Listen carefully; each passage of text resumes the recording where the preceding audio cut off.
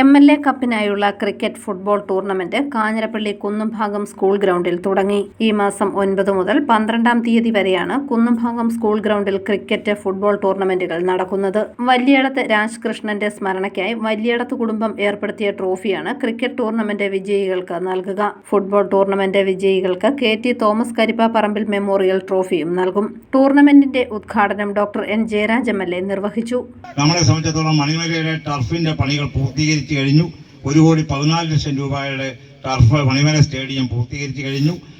വാഴൂരിൽ 3 കോടി രൂപ ചെലവഴിച്ചുകൊണ്ടുള്ള വോളിബോൾ അക്കാദമിയുടെ പ്രവർത്തനങ്ങളെ 50% പൂർത്തീകരിച്ചിരിക്കുകയാണ്. കറുകച്ചാൽ പഞ്ചായത്തിലെ കുറ്റിക്കൽ 1 കോടി രൂപയുടെ പുതിയ ടർഫ് വരികയാണ്.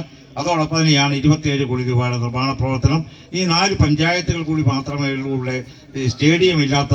അവിടെ ആ 4 പഞ്ചായത്തുകളിലും അടുത്ത 1 വർഷത്തിനുള്ളിൽ സ്റ്റേഡിയം നിർമ്മിക്കാൻ വേണ്ടിയുള്ള നടപടികൾ സ്വീകരിക്കുകയാണ്.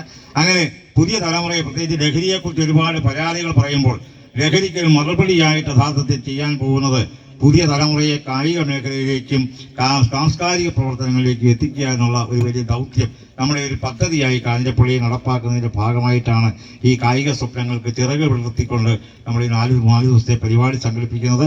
ഉദ്ഘാടന സമ്മേളനത്തിൽ ചിറക്കടവ് ഗ്രാമപഞ്ചായത്ത് പ്രസിഡന്റ് അഡ്വക്കേറ്റ് CR ശ്രീകുമാർ അധ്യക്ഷനായി. Tournament committee chairman advocate Sumesh Andrews, Antony Martin, B Raveendran Nair തുടങ്ങിയവർ പങ്കെടുത്തു. News bureau, Kanjirappally.